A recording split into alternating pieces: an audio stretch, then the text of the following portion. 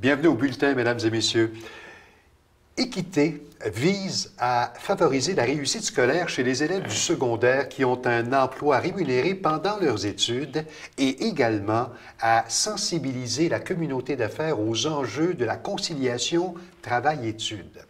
Et pour nous en parler, Sybille Jussomme, elle est chargée de projet au Carrefour Jeunesse Emploi de Marquette. C'est dans l'arrondissement La Chine. Madame Jussomme, bienvenue. Merci, M. Pelletier. D'abord, expliquez-nous ce programme. Bien, en fait, je vais commencer par décortiquer le titre du programme, qui est Équité. Alors, ça signifie équilibre, travail, études. Et comme vous le devinez sans doute, c'est un projet qui vise vraiment à sensibiliser la communauté sur des gestes concrets à poser pour favoriser la conciliation travail-études chez les jeunes qui sont aux études et qui travaillent en même temps. C'est un programme qui existe depuis combien de temps? En fait, le programme a été lancé sous forme de projet pilote d'abord en 2009 à Verdun. C'était le fruit d'une collaboration entre le Carrefour Jeunesse Emploi de Verdun et l'École secondaire Monseigneur Richard à Verdun. Mais par la suite, en 2010, il y a 3 carrefours, en fait plutôt 5 carrefours Jeunesse Emploi qui se sont appropriés le projet et qui ont permis de le déployer non seulement à Verdun, à La Salle, à La Chine, à Ville-Saint-Laurent et dans tout l'ouest de l'île de Montréal. Mais là, maintenant, avec la collaboration de Réseau Réussite Montréal, ce sont 17 carrefours Jeunesse Emploi en collaboration avec 5 commissions scolaires qui permettent le déploiement du projet sur la totalité de l'île de Montréal. Il y a des commissions scolaires, il y a les carrefours Jeunesse Emploi qui s'unissent. Exactement. Qui vont sur le terrain et qui vont solliciter par la suite les employeurs. Exactement. Okay. Mais en fait, je vais peut-être prendre... pas aussi facile que ça, mais... Exactement, voilà. En fait, ce qui arrive, c'est que pour faire un peu l'historique du projet, ce projet est né face à un premier constat. D'abord qu'en 2010 environ, ou peut-être même depuis 2009, un jeune sur 3 décrochait. C'est-à-dire un jeune sur 3 quittait l'école secondaire sans avoir obtenu son diplôme d'études Parce qu'il travaillait? Non. C'était un premier constat qui avait été fait. On ne savait pas encore pourquoi. Par la suite, un autre constat a été fait. Un jeune sur 3 travaille quand ils sont aux études. Alors là, le décrochage scolaire ne peut pas être perçu comme un problème dont les causes seraient isolées. C'est vraiment différentes causes qui peuvent rentrer en ligne de compte, des enjeux familiaux, sociaux, économiques. Donc, c'est vraiment difficile de dire, par exemple, que le fait de travailler pour un jeune va mener au décrochage scolaire. Par contre, face à ce constat, le fait qu'un jeune travaille, un jeune sur 3 travaille, tout en allant à l'école, les chercheurs se sont penchés sur, quelles pourraient être les influences du fait de travailler pendant les études. Les étudiants québécois de 15 à 24 ans, c'est à peu près la tranche d'âge dont on parle. Absolument.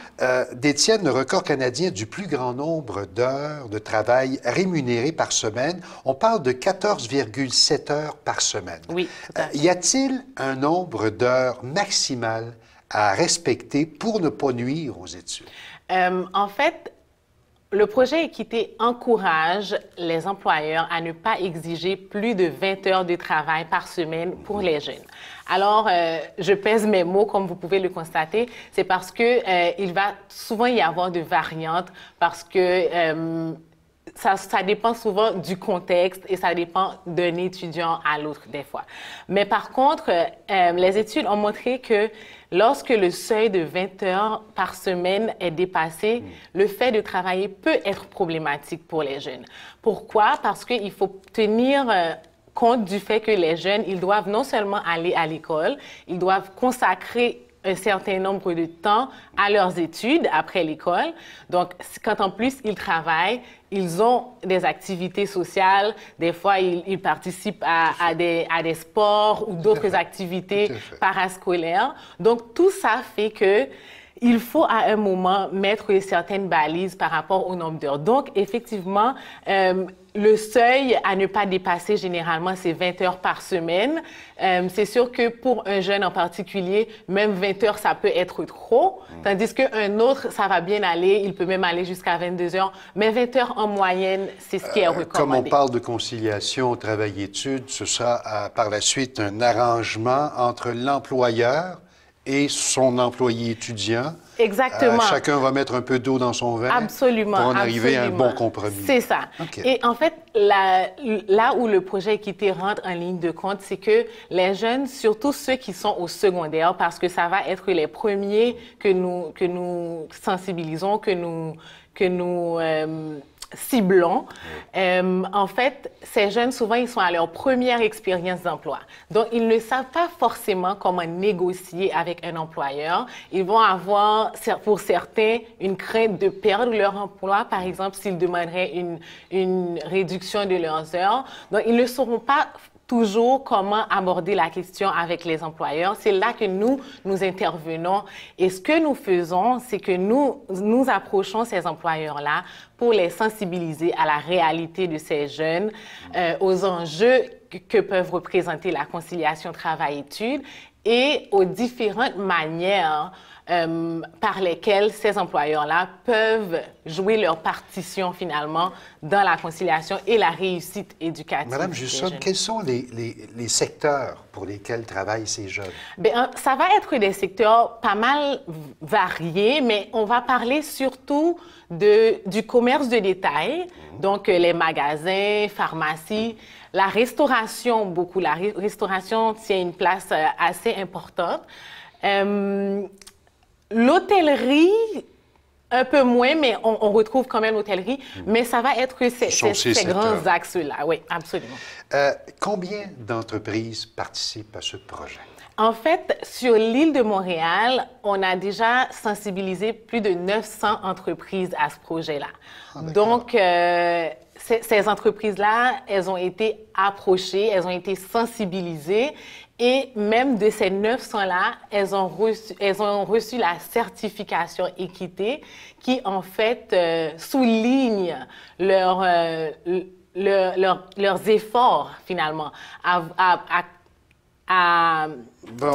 faciliter la conciliation travail-études. On s'entend sur une chose, c'est l'étudiant, le jeune travailleur heureux va automatiquement rendre heureux son employeur. Absolument, absolument. Et vice-versa, c'est un vase communicant. Ça fait partie de notre discours aussi lorsqu'on rencontre les employeurs. On leur fait comprendre que c'est une formule vraiment gagnante pour tout le monde parce que non seulement le jeune, il en bénéficie, il peut vraiment continuer à aller à l'école et travailler, mais l'employeur aussi, il aura plein d'avantages. C'est-à-dire, il aura un taux de roulement moins élevé dans son entreprise lorsque le jeune, il est bien. Donc, pourquoi il changerait d'emploi s'il est bien, s'il a une bonne relation avec son employeur? Madame Jusson, je vous bouscule un peu parce qu'il nous reste 2 minutes. D'accord. Mais vous émettez une certification aux entreprises qui embauchent des élèves du secondaire et qui s'engagent donc à y apporter une attention particulière. Absolument.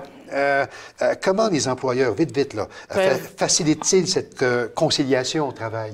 En portant une attention au nombre d'heures, par exemple, qu'ils vont exiger à ces jeunes-là, c'est-à-dire pas plus de 20 heures, comme je le disais tout à l'heure, au quart de travail qu'ils vont proposer, par exemple, que les quarts de travail ne se terminent pas au-delà de 10 heures le soir, parce qu'il faut que le jeune il ait le temps de rentrer chez lui, se préparer pour le lendemain.